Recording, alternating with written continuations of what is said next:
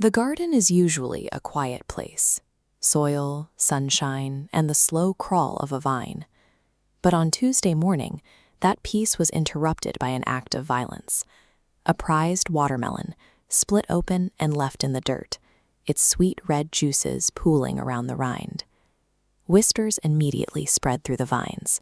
The damage was so extensive, the local produce assumed a massive, ravenous monster was tearing through the patch.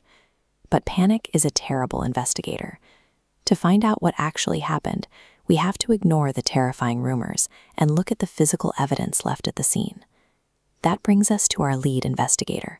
He doesn't deal in fear, he deals in measurements. The physical evidence shows a distinct pattern, precise circular bite marks carved into the rind. A giant beast would tear the fruit in jagged chunks, but the radius of these arcs is barely an inch. This indicates a methodical eater with a small jaw.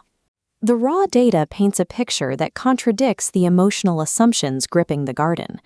Still, the local authorities initially rounded up the characters who fit the traditional monster profile.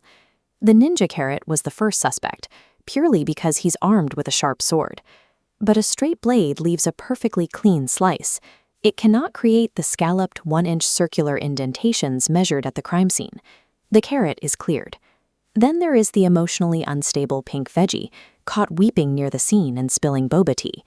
Extreme distress might look like guilt, but tears don't match our bite radius either. Empathy is no substitute for forensic proof. Fearing the guy with a sword or pitying the one crying pulls us away from the data. Objective investigation requires looking past visual prejudice. We return to the dirt, searching for anything that breaks the natural pattern of the garden ecosystem. A metallic glint in the soil turns out to be a pair of tiny DJ headphones, caked in garden mud. Detective Cabbage overlays the object's dimensions against the forensic data, searching for a physical alignment.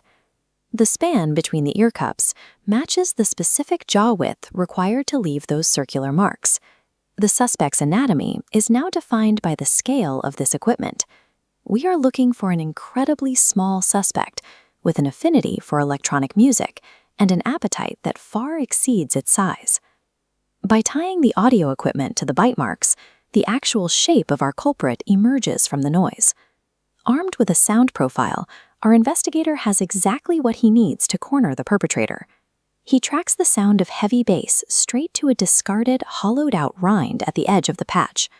Inside the rind is a chubby, watermelon-patterned caterpillar, perfectly fitted to the abandoned headphones. The panic over a garden-wide monster dissolves instantly. In its place is an insect whose appetite outstrips its tiny physical frame. Any lingering doubts are cleared the moment the suspect burps out a fully intact watermelon seed right at the detective. The tension of the hunt gives way to quiet observation. A growing caterpillar needs fuel, and a watermelon is the perfect source. The investigator and suspect reconcile, restoring calm to the once panicked vegetable patch. Whether navigating a garden or a dataset, panic will steer you wrong. Measure the evidence, follow the logic, and the truth will reveal itself.